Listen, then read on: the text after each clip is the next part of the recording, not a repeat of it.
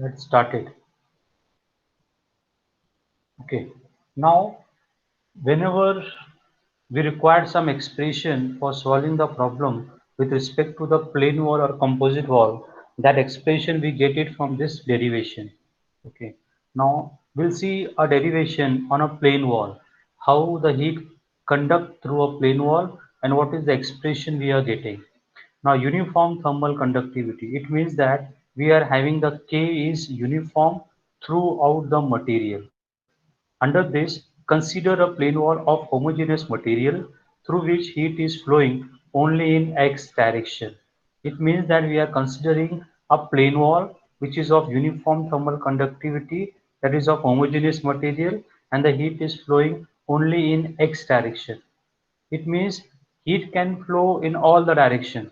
Okay, if we supply the heat from one end of the wall, it can flow in x direction, it can flow in y direction, it can flow in z direction. But for our but for our derivation, we are considering the amount of heat flowing in one direction, and that one direction is x direction, so that we can have the expression of heat flow in x direction, that is in one direction. Okay. Now, before getting into the expression, this diagram it has been understood to everyone. This is the plane wall I had considered. At the plane wall, at this is the phase 1, this is the phase 2, which has a length L. L is the length. Now, L is the length, means it is the path length. So I just get to the notations.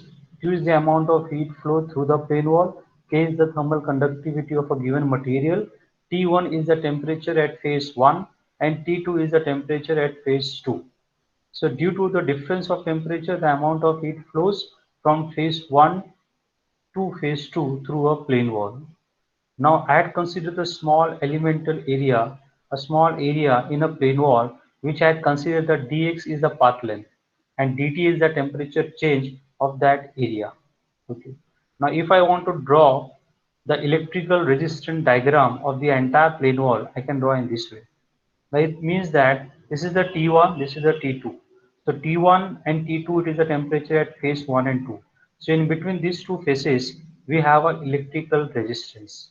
Okay, it means that the amount of heat flow through a plane wall, it will flow through, it will create a resistance. That plane wall will going to create a resistance and amount of heat drop will take place.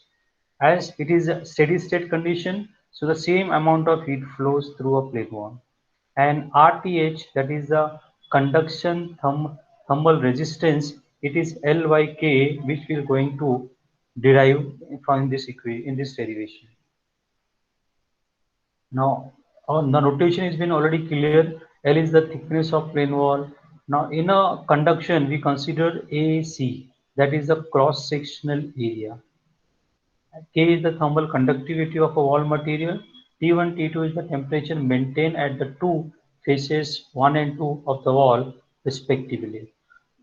Now, if you remember, we had done one Cartesian coordinate equation, the general heat conduction equation in Cartesian coordinate. So last time we had seen in which the expression of the Cartesian coordinate is dou square t upon dou x square plus dou square t upon dou y square plus dou square t upon dou z square plus qg upon k is equal to 1 by alpha into dou t by dou tau. Now dou square t upon dou x square indicate the temperature gradient in x direction, temperature gradient in y direction, temperature gradient in z direction, and Qg by K. Qg is the internal heat generation, Qg, and K is the thermal conductivity of the material, alpha is the thermal diffusivity, and dou T is the change of temperature, dou tau is the change of time. Now this was the entire Cartesian equation. Now if I want to apply my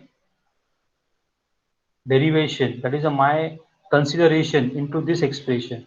Now what is my consideration? If I want, if the heat conduction takes place under the condition steady state. So if I want steady state, I have to put dt by d tau is equal to 0. So I have to cancel this term dt by d tau to be 0. So right side of the equation will be completely 0. Okay, as we are into the steady state part, where change of temperature does not take place with respect to time. one dimensional, so it means that I have to consider x direction heat flow. So dou square T y, dou square T, dou z square will get cancelled. That is 0. And with no internal heat generation, it means that I am not considering the any amount of heat generated within the plane wall. So Qg upon K will be 0. So this term will get cancelled. And then the remaining term will be dou square T upon dou x square is equal to 0. This is the left part from the above equation. Okay. Now this equation can also be written as d square t upon dx square is equal to 0. Now if I integrate two times the above equation, it will be dt upon dx is equal to c1, and again if I integrate, it will be t is equal to c1x plus c2. Now c1 and c2, they both are arbitrary constant. Now the value of this, it can be determined by considering the boundary condition here. Now what is the boundary condition? You can again refer to the figure. At x is equal to 0, t is equal to t1. At x is equal to L, t is equal to t2. Now if I refer back to the figure, at this is the phase 1, this is the phase 2, and L is the length or thickness between phase 1 and phase 2. And this is the x direction. Now if this is the x direction, at phase 1 x will be 0, at phase 2 x will be L. Okay. Now at x is equal to 0, t is equal to t1. At x is equal to L, t is equal to t2. So here we have a t2.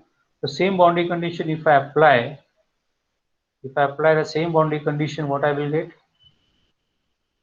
X is equal to 0, t is equal to t1, x is equal to L, t is equal to t2. So substituting the value in the equation 1, if I substitute in this equation, first boundary condition, x is equal to 0, this entire term will be 0. T is equal to t1. So t1 is equal to c2. So I got T1 is equal to C2 here. T1 is equal to C2.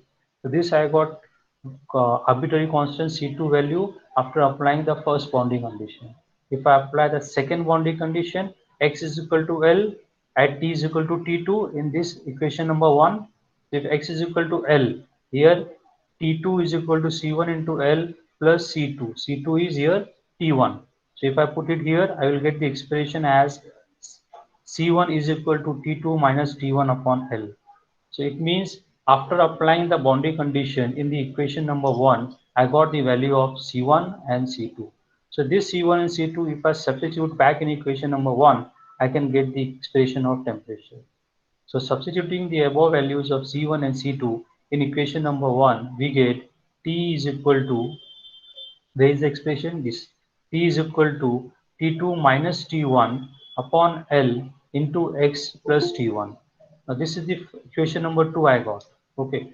Now the above equation indicates that the temperature distribution across a wall is linear and is independent of thermal conductivity. So what do you mean by this? It means that this expression will give you a temperature in a wall at a distance of x. Okay. If I get back to the figure, if here x is equal to 0, if I increase the value of x, if x is 0.1, so at 0.1 I can get the temperature T. If x is equal to 0.5, at 0.5 I can get the temperature T. Is it clear? So this expression will give you the temperature inside a wall at a distance of x.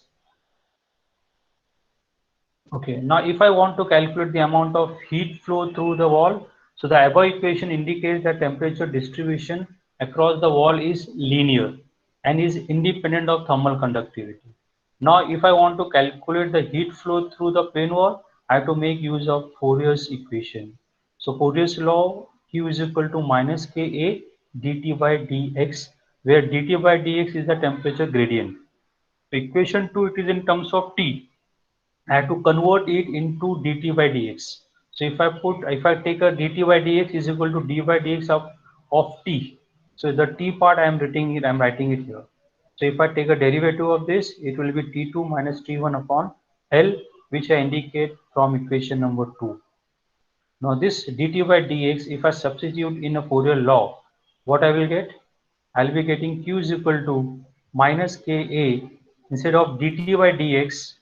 dt by dx, I will substitute as T2 minus T1 upon L. So T2 minus T1 upon L. Now this is equal to, if I take the minus sign inside a bracket, so instead of T2 minus T1, it will convert to T1 minus T2. So it means that the final expression of Q is equal to T1 minus T2 divided by L upon Ka. That is we had arranged the Ka in the denominator is equal to T1 minus T2 upon RTH conduction. That is called a thermal conductive resistance. Okay, so RTH conduction indicates the thermal resistance to heat conduction or thermal conductive resistance. So we have to remember the formula of thermal conductive resistance, which is equal to L upon Ka. Now similarly, this was the plain wall. If I go with a composite wall, it means that if I consider more than one layer, so here I consider the layer A, layer B and layer C, and consider the transmission of it through a composite wall consists of n number of layers. So if I consider the three layers, so for three layers we have three different thermal conductivity, Ka, Kb and Kc. And similarly, each layer will have a different thickness. Okay. Now here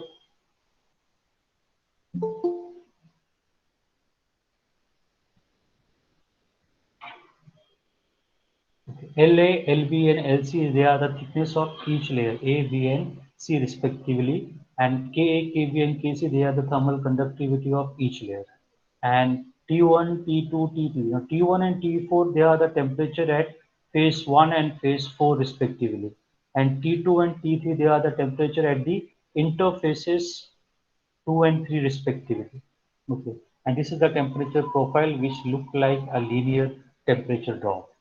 If I want to get the expression for a composite wall, so I have to draw first the electrical resistance diagram. So here we have three layers, so there are three resistors. RTH A indicate the resistance for layer A, RTH B indicate the resistance for layer B, and RTH C indicate the resistance for layer C. An amount of heat flows through each layer is same. So I can write, now this is the expression that we require to derive. RTHA is L upon Ka, RTHB is L upon Kb into A, RTHC is L upon K into A. Only we have to change the length LC, KC, LB, KB and so on. Okay, now similarly, here it is said that assuming there is a perfect contact between the layers and no temperature drop occurs across the interface between the material. So what do you mean by this term? It means that if I am considering the composite wall, if I am considering the two, three or n number of layers, so the contact between the two layers is not perfect, but for our problem solving and for our consideration, we consider to be the perfect contact between the two layers. So there is no temperature drop take place. But in reality, there is no perfect contact. Okay.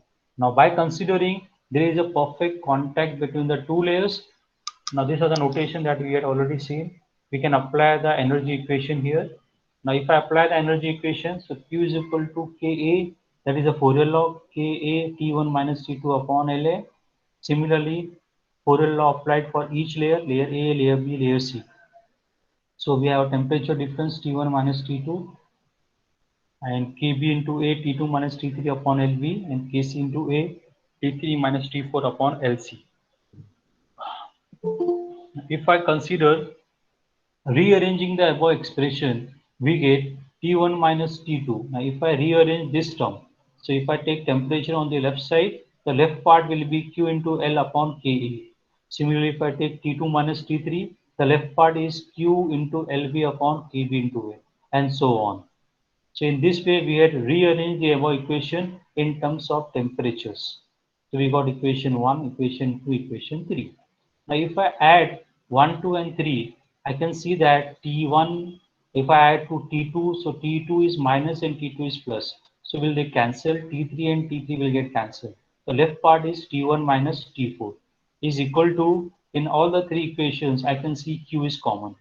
I can take Q as outside and the remaining left part is La upon Ka plus Lb upon Kb into A plus LC upon KC into this is the left part. So if I switch to the next step, so I can rearrange in terms of heat flow. So if I take Q, so the left part is T1 minus T4 divided by this. So Q is equal to T1 minus T4 divided by LA upon K into A plus LB upon KB into A and so on. So this is the expression that we got that we had to consider.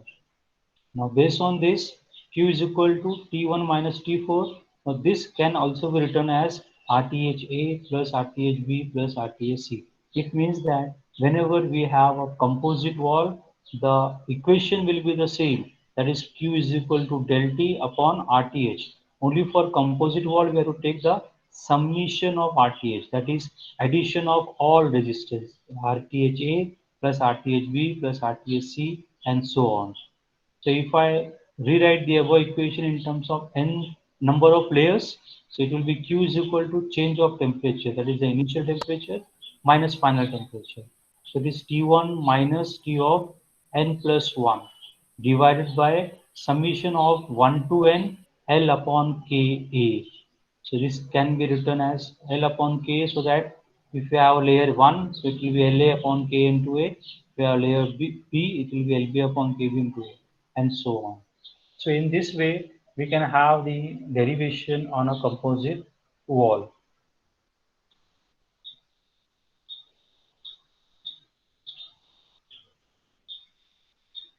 Is there any doubt with this?